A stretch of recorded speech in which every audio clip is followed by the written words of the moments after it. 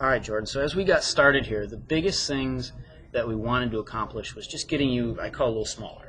Okay, your upper body, the angles that you have here are very good. Your arms, you're tilted enough from the hips. Your arms and hands hang directly under your shoulders. Your eyes are close. I mean, they could be a little better, and we'll see this in a bit, but they're just inside of the ball.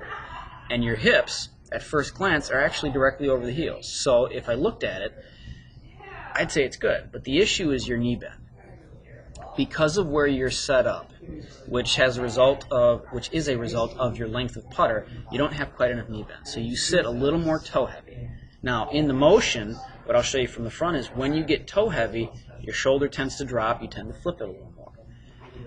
So as we get set here, here's the first thing we did.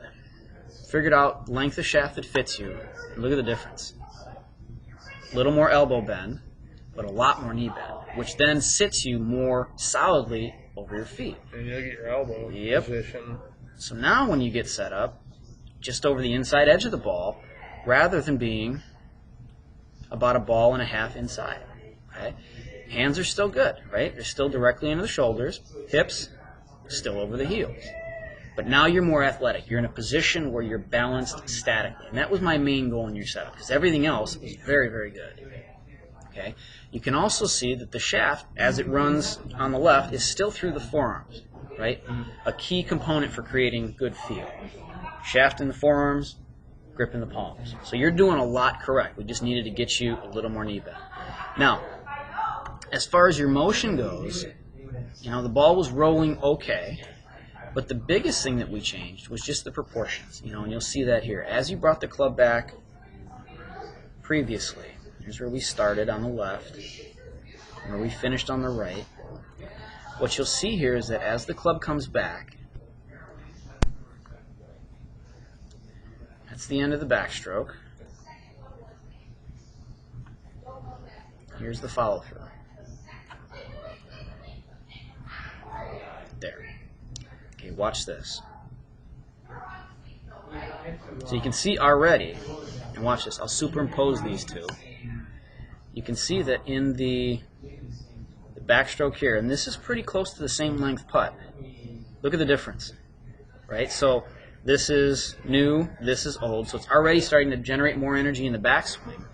And then in the follow-through, watch this. Your quick study. Kind of cool, huh? Yeah.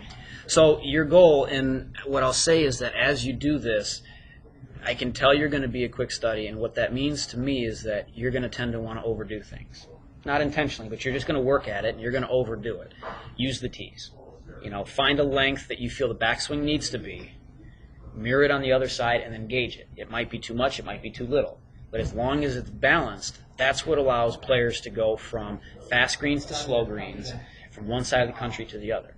Because now all they have to do is alter their length of stroke, not their tempo. Not have to hit it harder or softer depending on how fast or slow the greens are.